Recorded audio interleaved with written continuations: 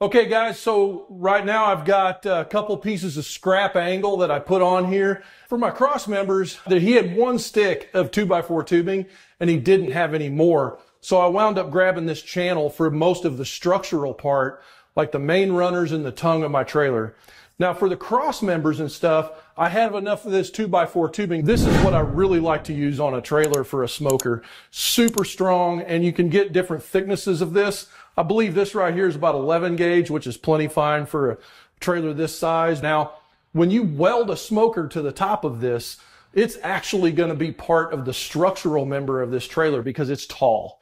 And you've got several welds in there holding that smoker up on the frame of the trailer. So that is also going to take a lot of bounce out. So anyway, we're going to get some measurements real quick on how to do this. Essentially, I'm going to stick this up inside the web of this trailer vertically like this. So I'm going to wind up notching the top of this and the bottom of this to fit inside that web, and I'll show you how to do that next. All right, guys, I got my cross members cut, and what we're going to do now is we're going to notch the end of these cross members. Basically, we're going to cut back on the top and back on the bottom. We're going to have a tab that sticks inside the web of this C-channel. So if you look right down here, you can see essentially we gotta notch this to fit inside that hole right there. See? So here's how we're going to do that. We're going to set this up on top. All right, so I got to put my cheaters on. So basically we're going to measure the depth of this web right here. So I made this exactly the length of the inside measurement of the web of these two channels. So now I'm just going to measure back 1 3/8 inches, which is what we got down here on this web. And then I make an arrow. Now we're going to do that on the other side. 1 3/8 inches. So now we know that the length of this overall is exactly the inside dimension of our webs of our channel. So all we got to do is come back here and notch. And then if you look, there's a little bit of a pitch on that channel there. We're going to match that here in just a second. So we just square this off. Okay, now we got that squared off, so we're going to take the tape measure here. Basically, we're going to look at the measurement of the edge and the inside corner. We've got right at 1/4 inch on the edge, and on the inside there, it's 3/8 of an inch on the inside, if you saw that. So now I'm going to lay this down. If you want it to be a perfect fit, this is how you would do it. So on the outside edge would be the thickest part, so 3/8 of an inch. On the inside part, we're going to do 1/4. And then we're just going to take that square and line that up. While we're here, we're going to mark this other side, 1 3/8 inches. Then we'll measure this.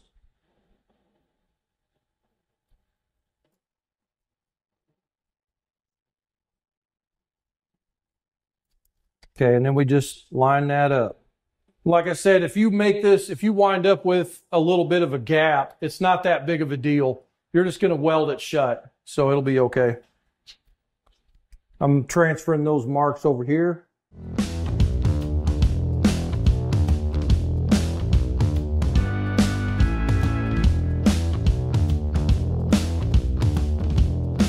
Okay, now we can notch this, and then we'll flip this.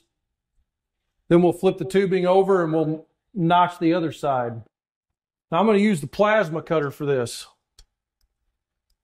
But you can use a slicer wheel or whatever you have. There's no wrong answer. Okay, now I can flip it over and I can transfer my marks and then finish cutting out these notches.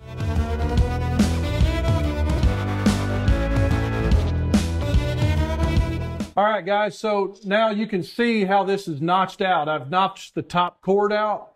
I've coped this to fit. And if you notice, there's a radius in this corner right here where my finger's at. And we're going to hold this up here and test fit it. But what we should have, man, look at that. That's like a perfect fit on here. We've got this radius here. We got a little bit of a gap we can fill. There's little tacks under this piece of material here that are holding me down. But once I raise this up, I'll split that gap in there, and that's where I'm going to be burning in as I go.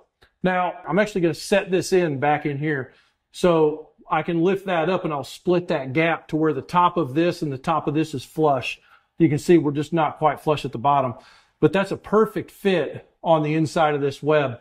So what you're going to do is you're going to weld this all the way around here like that on both sides at the top of your trailer, weld down the bottom like this right here. But I usually leave the bottom open on tubing. That way, if like moisture gets in there or whatever condensation, it has a place to drain out. That's a pretty common thing to do. Otherwise, this thing's going to fill up full of water. So you want to get the top and all the way around the sides welded solid, and then just leave a little weep hole. That's what you're going to do. Okay, now, so I've got this trailer laid out to where I want my tongue that way on this trailer. Now, if you're looking at your plans, you're going to see where the crossmember placement goes. Down there is going to be the rear of the trailer. So you don't want to have at the rear of the trailer, you don't want to put that rear crossmember in. Basically, at this stage in the game, I'm looking to get an axle hung. So I know I'm going to have one piece up here at the front, and then I'm going to put an underhung tongue, which means the tongue is going to be underneath, but I'm building this trailer upside down. So I'm going to go ahead and stick this in here, and then we're going to, once we get it all tacked up and everything, we'll flip it back over the way we want it. So I know that this end is going to be completely covered. So I'm going to go ahead and stick this cross member in here. Then I'm going to measure back where the rear of my cooker is, and that's where the end of my cross members will be. So I'll have 1, 2, and then I'm going to calculate where the front of my cross member is going to be, and my front of my cook chamber is going to be, and that's where I'll put that last cross member. So anyway, I'm going to take some time here to finish notching these cross members, and we'll get these things tacked in and welded.